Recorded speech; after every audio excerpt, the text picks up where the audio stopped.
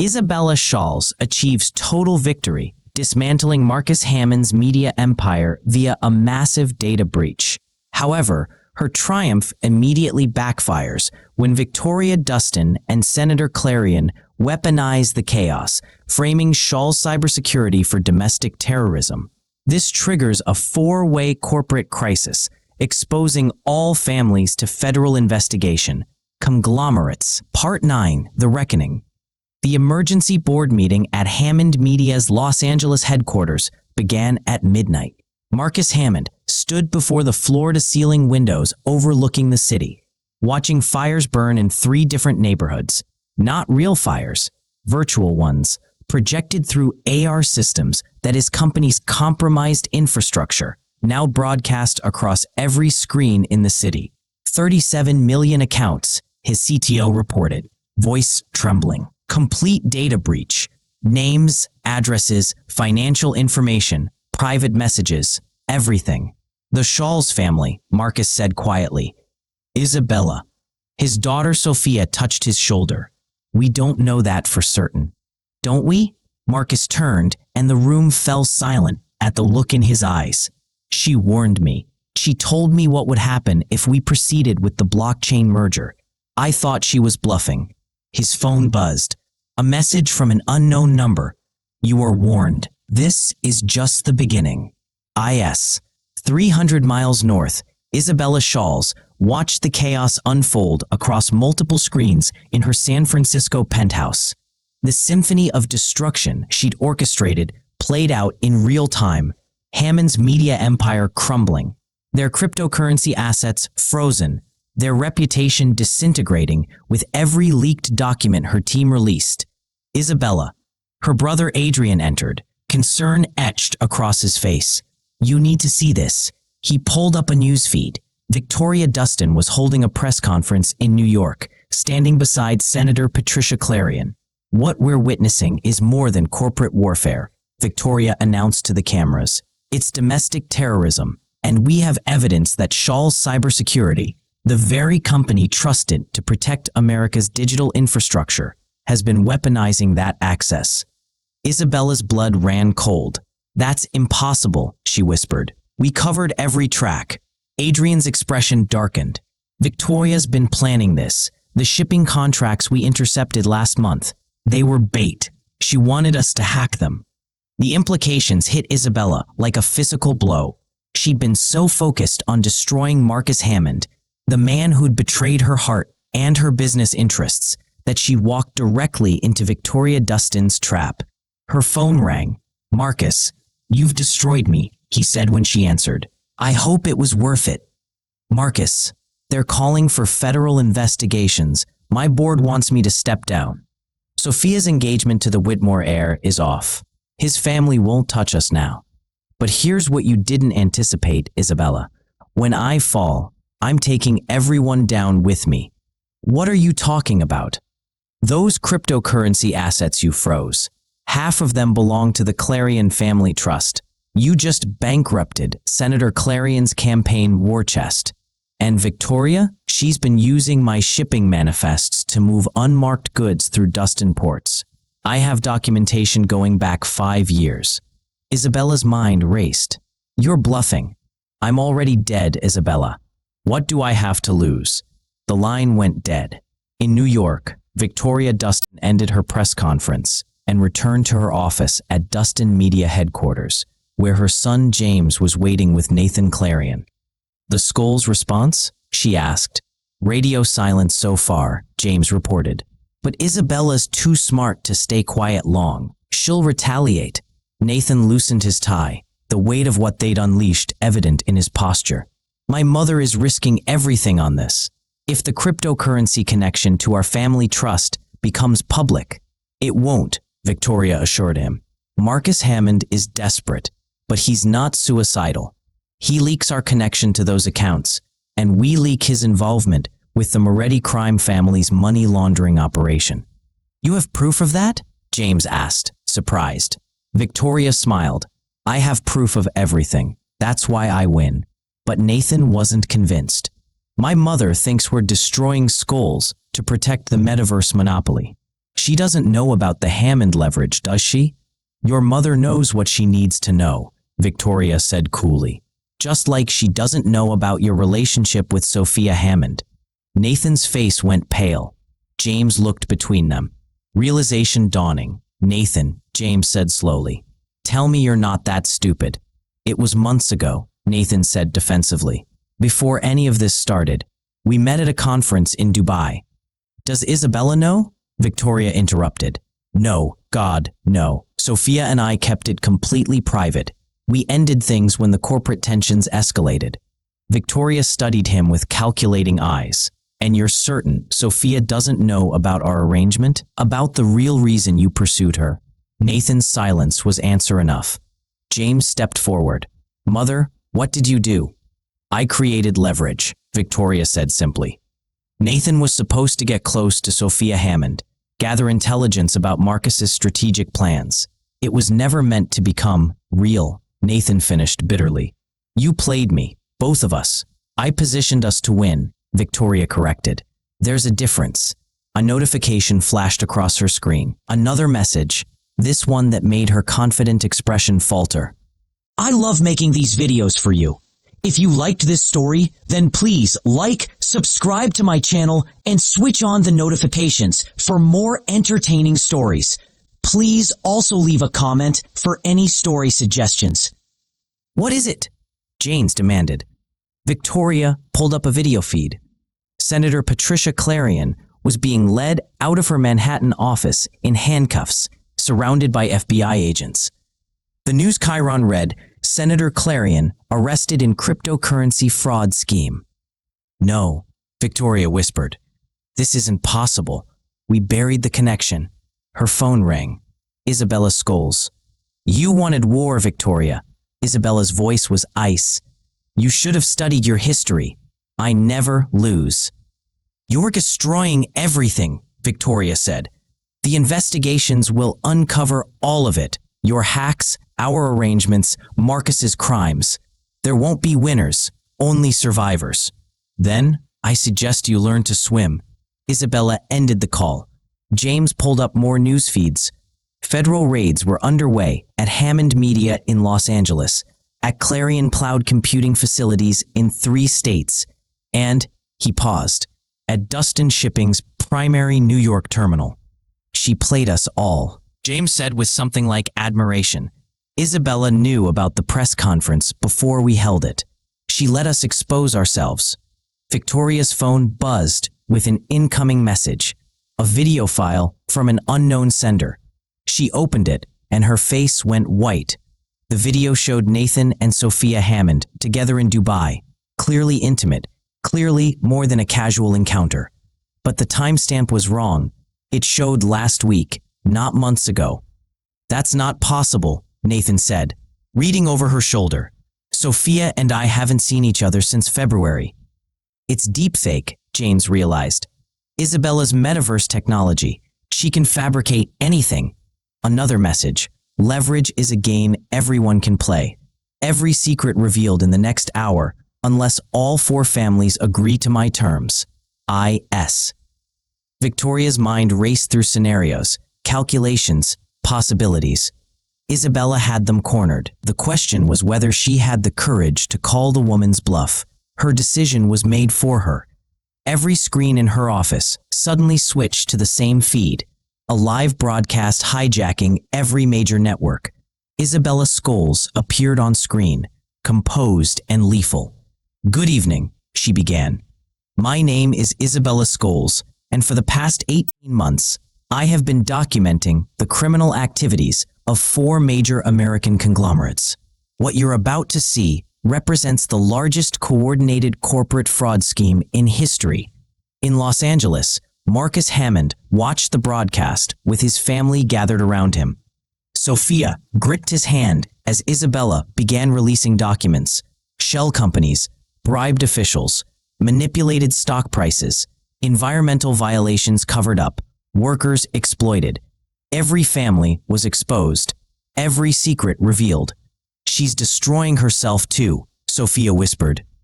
The cybersecurity breaches, the illegal surveillance, the metaverse data harvesting. She's including everything. Marcus nodded slowly. She's resetting the board. If everyone's guilty, everyone has to negotiate. His phone buzzed. A conference call request from Isabella, with Victoria Dustin and Patricia Clarion already on the line. He accepted. You've made your point. Patricia Clarion's voice came through, tight with fury. I'm facing federal charges. My career is over. Your career was built on corruption, Isabella replied calmly. I'm offering something better than survival. I'm offering redemption. By destroying everything we've built, Victoria demanded. By forcing us to build something new, Isabella countered. The old systems, the old wars, they're finished. What I've released tonight is just the beginning. Unless we work together, the full documentation goes to every federal agency, every international court, every journalist who's been investigating us. You're blackmailing us into cooperation, Marcus said. I'm offering partnership, real partnership, not the backstabbing arrangements we've maintained for decades. There's more money in legitimate collaboration than in endless warfare. And if we refuse? Patricia asked. Then I've scheduled the full data release for dawn. All of us go down together. Your choice. The line went silent as each player weighed their options. Victoria spoke first. What are your terms? Tomorrow morning, we announce a joint venture. Hammond Media, Schols Cybersecurity, Dustin Shipping and Media, and Clarion Computing merge infrastructure for a new platform. Clean, transparent, and revolutionary. We set new industry standards for data privacy, environmental responsibility, and labor practices.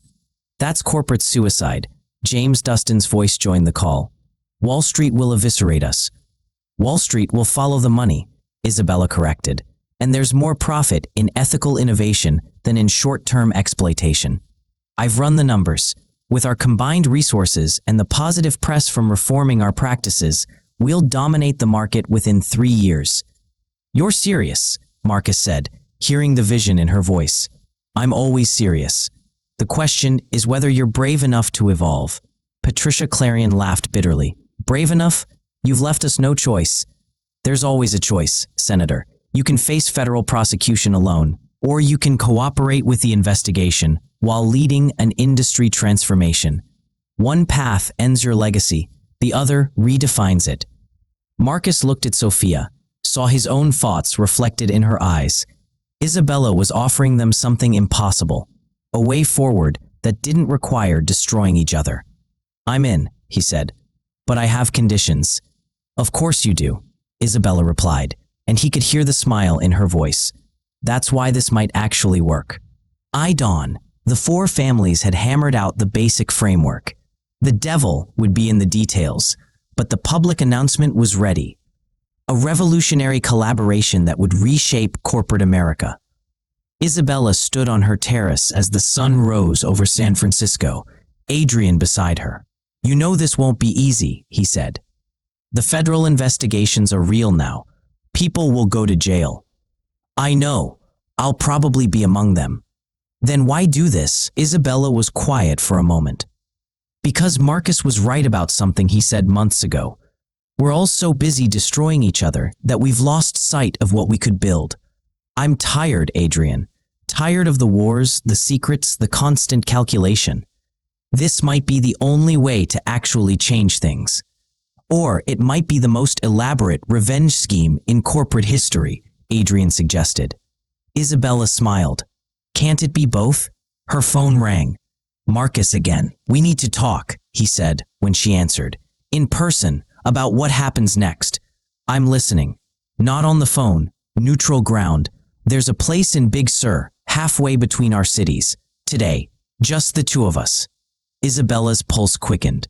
The strategic part of her brain screamed trap, but another part, the part she'd been suppressing for 18 months, wanted desperately to see him again. I'll be there, she said. The restaurant overlooked the Pacific, perched on cliffs that plunged into churning water. Marcus was already seated when Isabella arrived, looking exhausted but determined. Thank you for coming, he said as she sat. I'm surprised you wanted to meet. I destroyed your company. You saved my company, Marcus corrected. From me, from the trajectory I was on. Isabella, I've spent the last 12 hours reviewing what you compiled.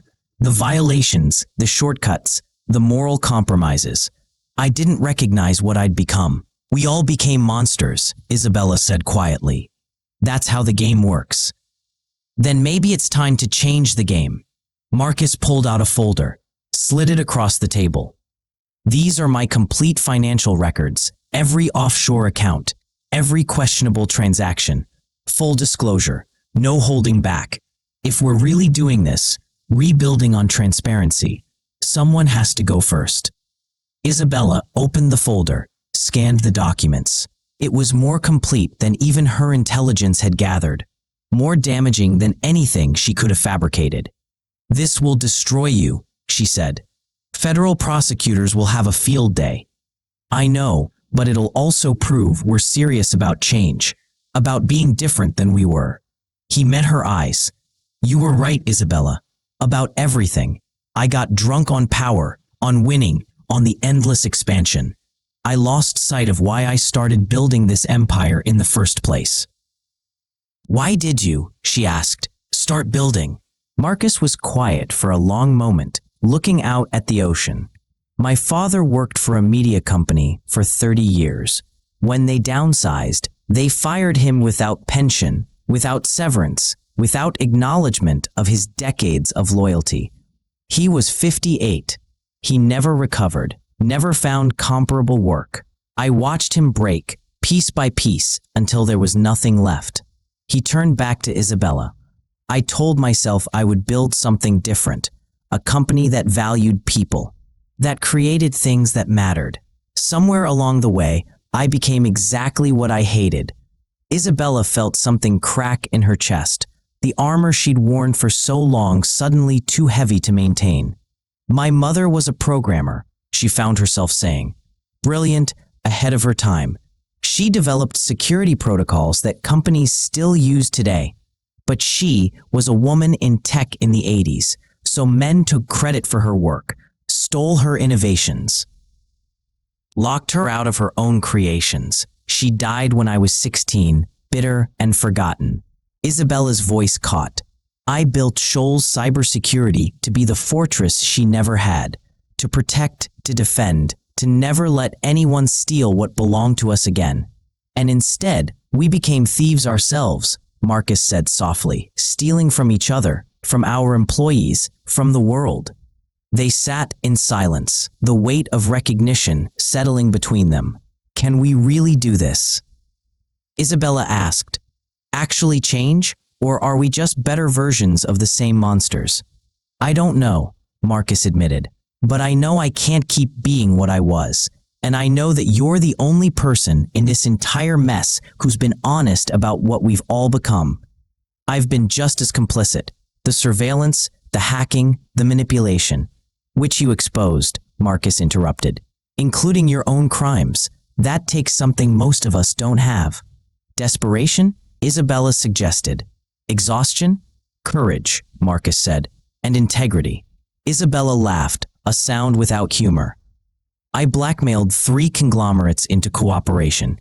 That's not integrity. You gave us a choice, a real one, destruction or redemption. Most people in your position would have just destroyed us and taken over the pieces. Don't make me noble, Marcus. I'm not. None of us are, he agreed. But maybe we can be better. Isabella's phone buzzed, a message from Sophia Hammond. I know you're with my father. Tell him I love him. Tell him I'm proud of what he's doing. And thank you for giving him, giving all of us, a chance to be better. She showed Marcus the message. His eyes filled with tears. Sophia knows? Isabella asked gently. About Nathan Clarion? Marcus nodded. She told me everything this morning. The relationship, the manipulation, all of it. She's devastated, but also stronger than I gave her credit for. She wants to help rebuild. To be part of the solution. Nathan didn't know he was being used, Isabella said. Not at first. Victoria positioned him, but what developed between them was real. I've seen the surveillance data. You were watching my daughter? I was watching everyone, Isabella said bluntly. That's who I've been. But yes, I specifically monitored Sophia because she was leverage against you. I'm not proud of it. Marcus absorbed this, the full weight of their mutual violations settling between them. Are we capable of being the people this new world requires? He asked finally. Or will we just revert to old patterns? I don't know, Isabella admitted. But I know that I'm tired of being alone in the fight, tired of trusting no one, of calculating every interaction, of treating people as assets or threats. I want. She stopped, surprised by the emotion in her voice. What do you want? Marcus asked softly. Something real, Isabella said. Something that isn't built on leverage or strategic advantage. I want to wake up without immediately plotting 3 moves ahead. I want to build something that makes my mother's ghost smile instead of looking at me with disappointment. Marcus reached across the table, hesitated, then took her hand. The touch was electric, not with passion, but with recognition. 2 people who'd fought so long they'd forgotten what peace felt like. Then let's build that, he said. Together, not as rivals, not as uneasy allies, but as actual partners. The others won't trust it, Isabella warned. Victoria especially will look for the angle, the hidden agenda. Then we prove there isn't one. Full transparency, open books, genuine collaboration. We set the standard so high that everyone else has to follow. And when we fail, Isabella asked, because we will fail. Old habits, old fears, they don't disappear overnight. Then we fail honestly, Marcus said, and we try again. We keep trying until we get it right. Isabella studied him, searching for the deception she'd always expected, the manipulation that had defined their relationship. But all she saw was exhaustion and hope, and the same desperate desire for something different. Okay, she said finally. Let's try. The press conference 3 days later drew every major media outlet. The 4 families stood together on a stage in San Francisco, neutral ground, presenting their unprecedented partnership. Victoria Dustin spoke first, laying out the business framework.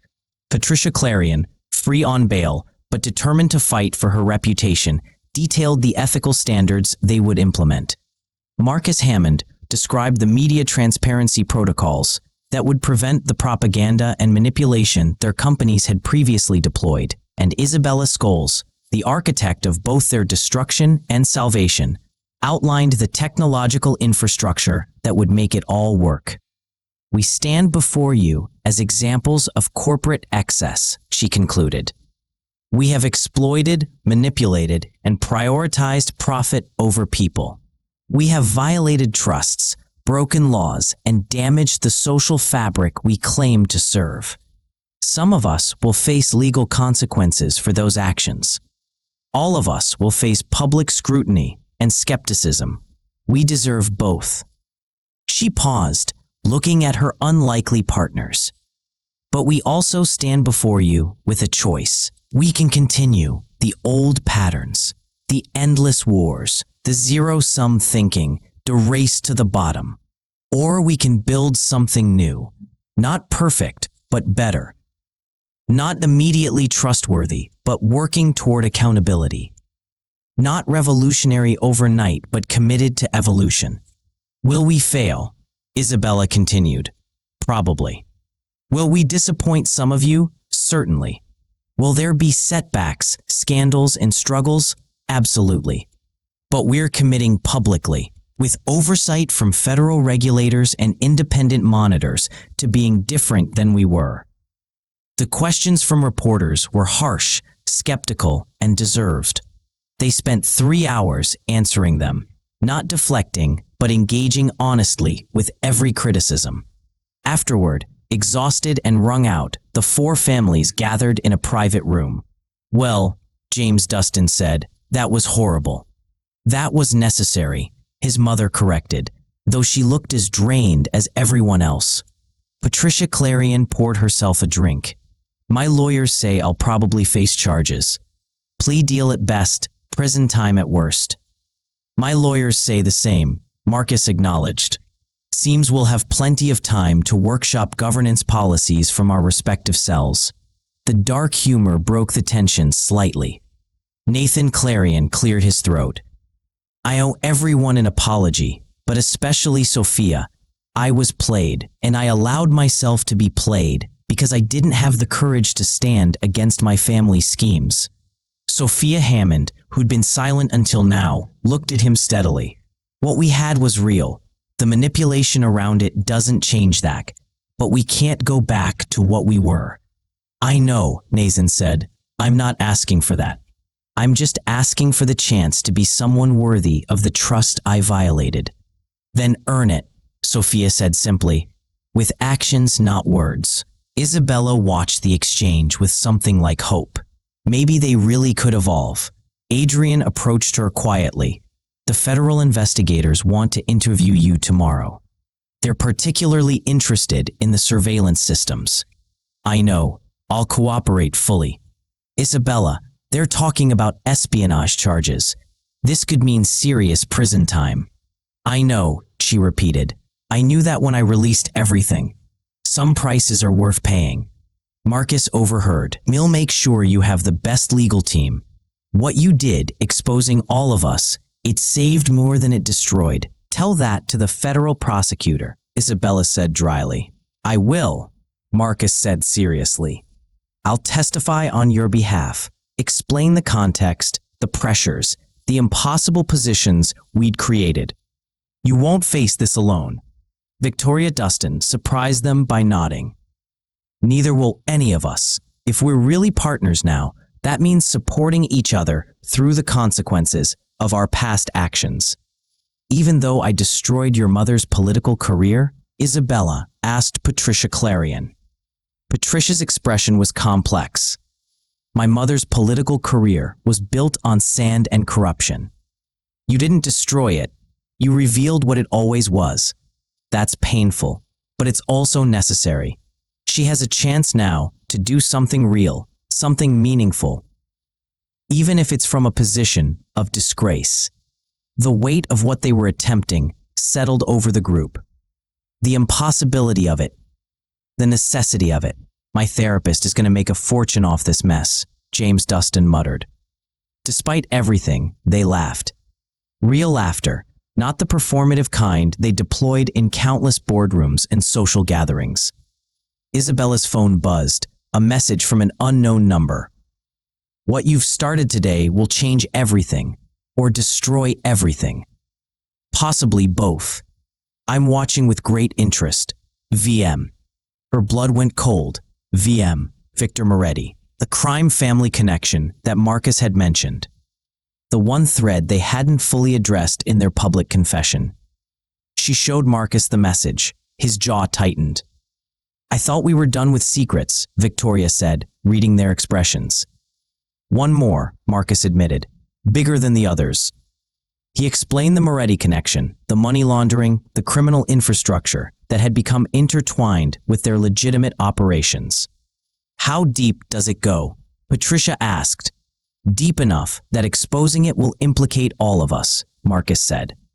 And powerful enough that Moretti won't allow the exposure without retaliation. Isabella's mind raced. The federal investigators already know. It's in the documentation I released. They just haven't connected all the pieces yet. Then we connect them, Sophia said, surprising everyone. We give them everything, testify fully, break the connection completely. Your father could face additional charges, Nathan warned. More prison time. I know, Sophia said, looking at Marcus. But isn't that what we committed to? Full disclosure, no matter the cost. Marcus felt pride surge through him. His daughter had become the person he'd failed to be. Courageous enough to choose principle over protection. She's right, he said. We give them Moretti, everything we have. We let the system work. The system that's usually rigged in favor of people like us, Victoria said pointedly. The system we're going to stop rigging, Isabella corrected. Starting now. The decision was made. The next morning, they would meet with federal investigators and expose the final secret, the one that would truly demonstrate their commitment to change. That night, Isabella stood again on her terrace, watching the lights of San Francisco twinkle in the darkness. Marcus had driven north to join her and now stood beside her in comfortable silence. "This is insane, what we're doing," she said finally. "Completely," Marcus agreed. "We're essentially dismantling everything we spent decades building to build something better. Maybe we're just clearing space for the next generation of monsters." Isabella turned to face him. "Do you regret it? The exposure, the partnership, any of it?" Marcus considered.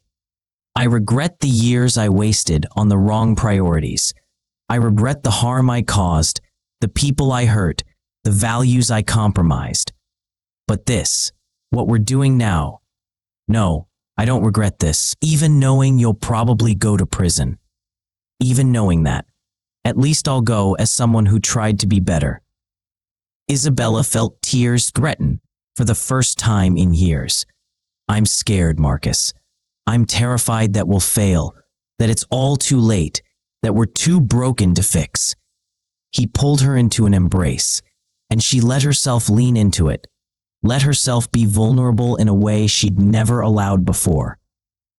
"Then we'll be scared together," he said, "and we'll fail together if it comes to that. But at least we'll be trying." They stood like that as the night deepened around them, two former enemies finding unexpected solace in shared purpose.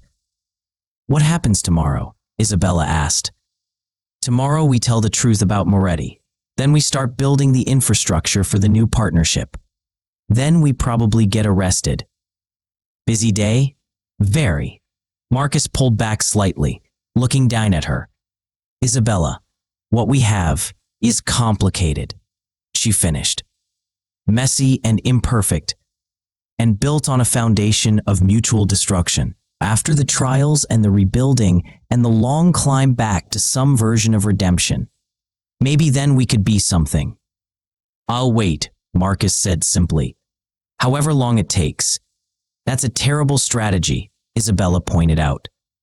"Emotionally and practically. Good thing I'm learning to value things beyond strategic advantage."